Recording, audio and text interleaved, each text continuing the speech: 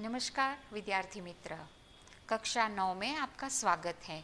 आज हम एक और प्रकरण की ओर आगे बढ़ते हैं।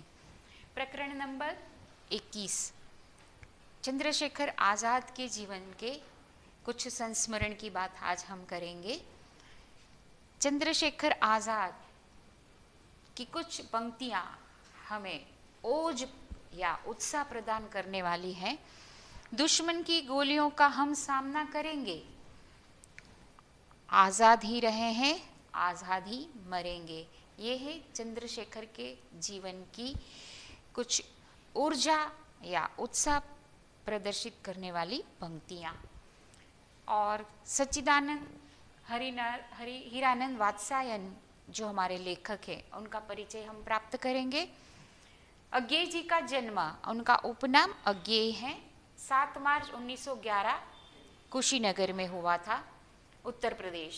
कुछ प्रमुख रचनाएं हैं, उनकी जानकारी प्राप्त करेंगे। सागर मुद्रा, परंपरा, कोठरी की बात, शरणार्थी, कितनी नाव में कितनी बार, भग्नदूत, चिंता, इत्यलम बावरा आदि उनकी रचनाएं हैं। ज्ञानपीठ पुरस्कार से पुरस्कृत हमारे सम्मानित कवि का मृत्यु 4 अप्रैल 1987 को हुआ था। यहाँ चंद्रशेखर आज़ाद जब बचपन में गांधी जी के आह्वान पर आंदोलन चल रहे थे, तो वही देख देख कर उनके हृदय में भी देश के प्रति देश भावना या देशभक्ति जागृत हुई। और यही उनके जीवन का, उनके बचपन के कुछ प्रसंग हैं कि विदेशी वस्तुओं का बहिष्कार। चंद्रशेखर आज़ाद छोटे थे और उनके घर के आसपास चौराहे पर विदेशी वस्तुओं की या विदेशी कपड़ों की बहिष्कार करके होली जलाई जा रही थी या आग जला रहे थे, आग में कपड़े डाल रहे थे। ऐसी घटना को देखकर चंद्रशेखर आज़ाद के मन में भी देश के प्रति ये भावना जागृत हुई और वह भी विदेशी वस्तुओं को अपने घर में जो भी कपड़े थे वह कपड़े लेकर एक बार चौराहे पर आ गए और मिट्टी का तेल लेकर उन्होंने भी ये आग जलाई। तो इस प्रकार उनके पास विदेशी कपड़े जो थे ज़्यादातर वह सब उन्होंने जला दिए, तो उनके पास देशी कपड़े बहुत कम रह गए और इसलिए वह बाहर कहीं आना जाना उन्होंने छोड़ दिया था। उनके पास देशी कपड़े बहुत कम थे, अपने यहाँ बने हुए कपड़े। तो ये है उनके जीवन का यह प्रसंग। बचपन से ही उनके जीवन में क्रांतिकारी विचार थे, देश के प्रति ये जो भावना है यही हमें इन निबंध से देखने को मिलती है। आगे हम देखते हैं कि असहयोग आंदोलन चल रहा था। महात्मा गांधी देश को आज़ाद करने के लिए या विदेशियों से जो भी अत्याचार है उनसे, उनके सामने असहयोग आंदोलन चल रहा था। तब चंद्रशेखर आज़ाद ने अपने घर में कुछ अंकुश थे, कुछ नीति नियम थे कि बच्चे को ऐसे माहौल में नहीं डालना है, पर तब भी उन्होंने घर के जो विदेशी कपड़े थे, मैंने पहले ही बताया, ये छोटी सी घटना उन्होंने शुरू कर दी थी देशभक्ति की भावना को प्रदर्शित करने के लिए। और यही हुआ कि उन्होंने स्वदेशी आंदोलन में अपने देश के प्रति प्रेम भक्ति भावना दिखाने के लिए वह भी जुड़ गए असहयोग आंदोलन में और अपनी नफरत या अपना क्रोध या आक्रोश जो भी है उन्होंने दिखाया, प्रकट किया। और इस प्रकार वह स्वदेशी वस्तुओं को अपनाना और विदेशी वस्तुओं का बहिष्कार करना इस आंदोलन में जुड़ गए। और ये जो मैंने बताया कि विदेशी कपड़ों की होली जलाई, लोकल से वोकल, आज भी हमारा यही फंडा है ना कि हमें हमारे देश से, हमारे कारीगरों से, हमारे लोगों से बनी हुई चीज़ों को हमें ज़्यादा इस्तेमाल करना चाहिए। यही है कि विदेशी वस्त्रों की होली जलाकर उन्होंने अपने घर में जो ये घटना छोटे बचपन में उन्होंने की, तब से उनके मन में क्रांतिकारी विचार आ गए। कुछ ऐसा साहस करते हैं, कुछ ऐसी घटना घट जाती है, उनके बाद जीवन में परिवर्तन आ जाता है। तो यही बात है कि क्रांतिकारी शेखर किस तरह से क्रांतिकारी बने। तो बचपन में ये घटना उन्होंने की, ये एक उत्साह से देखकर उन्होंने अपने जीवन में देश की भावना को प्रदर्शित करने का साहस दिखाया, और तब से वह देश के या स्वदेश के कार्य में जुट गए। हिंदुस्तान की गौरव गाथा हिंदी भाषा हमारी राष्ट्रीय भाषा है। इस भाषा को हमें और खुशी से या अपने जीवन में उसका और इस्तेमाल करें, ऐसी हमें आग्रह ऐसा रखना चाहिए। और यही है, हिंदी है, हम हिंदुस्तानी हैं, भारतीय हैं, एकता से जोड़ने वाले हैं। देश में कहीं भी जाए, कोई भी राज्य में जाए, कोई भी प्रांत में, कोई भी गांव में जाए, सब लोग हिंदी भाषा बहुत आसानी से समझ सकते हैं। इसलिए हमारी हिंदी भाषा की और राष्ट्रभाषा की ओर ज़्यादा महत्व दिया है और देना चाहिए। यही बात हमने यहाँ शेखर के जीवन से सीखना है। उनके घर में अंग्रेजी भाषा की बोलबाला थी।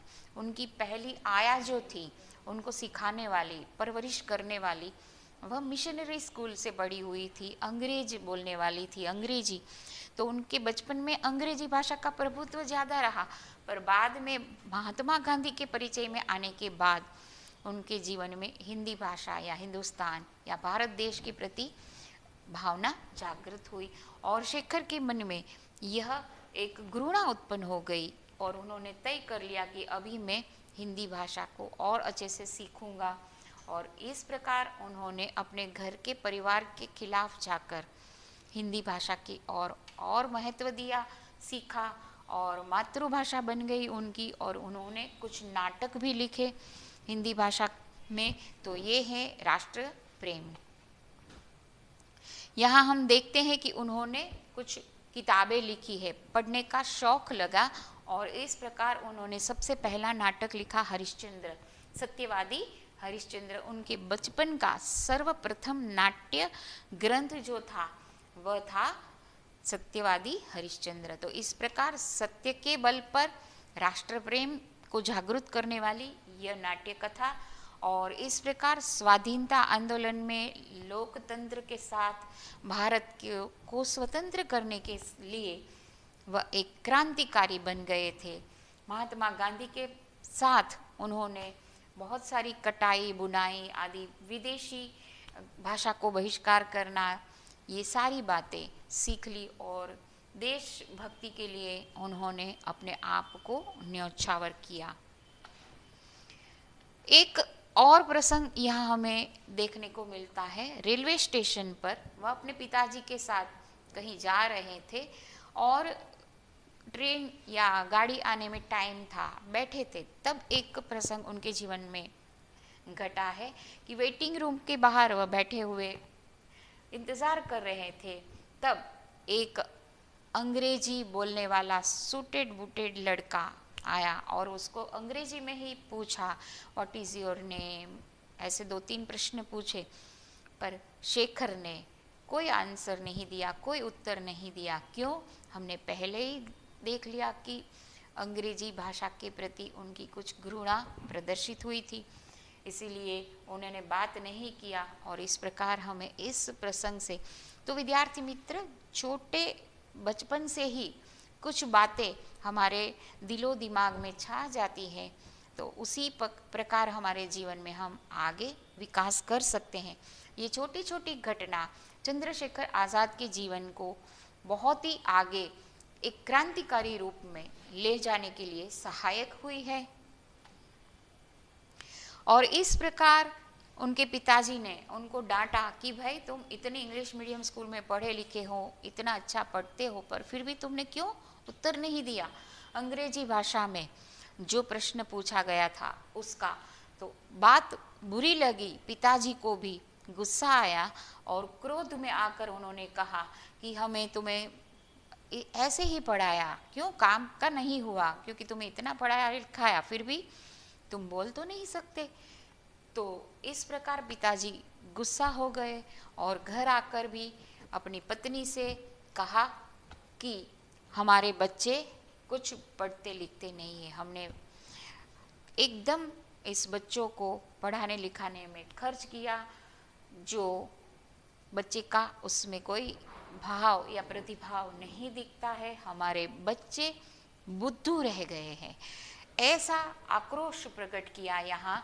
और ये सब सुनकर 1970 में गांधी जी ने देश में जब असहयोग आंदोलन चलाया, तो इस आंदोलन में हमारे चंद्रशेखर आज़ाद मुखिया थे, नायक थे, और सभी का प्रभाव इसके ऊपर पड़ा। छोटी छोटी घटनाओं को देखकर महात्मा गांधी के असहयोग आंदोलन, विदेशी वस्त्रों के बहिष्कार, अंग्रेजी भाषा के प्रति घृणा, ये सारी बातें, और हिंदी भाषा का प्रभुत्व, ये सारी राष्ट्र प्रेम की बातें चंद्रशेखर आज़ाद के जीवन में बहुत ही गहरा प्रभाव डाला।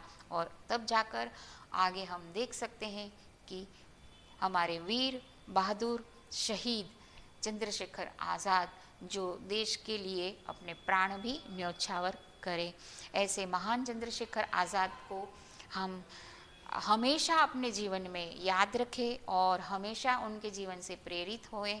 और इसी प्रकार हम भी हमारे जीवन में हमारे गांव, हमारे देश, हमारे राष्ट्र, हमारी भाषा के प्रति, हमारी जन्मभूमि के प्रति हम भी इतनी राष्ट्रभक्ति दिखा सके। यही इस प्रकरण के माध्यम से हमने सीखा। तो आशा है विद्यार्थी मित्र, आप भी इस राष्ट्रभक्ति को बरकरार रखेंगे। जय हिंद।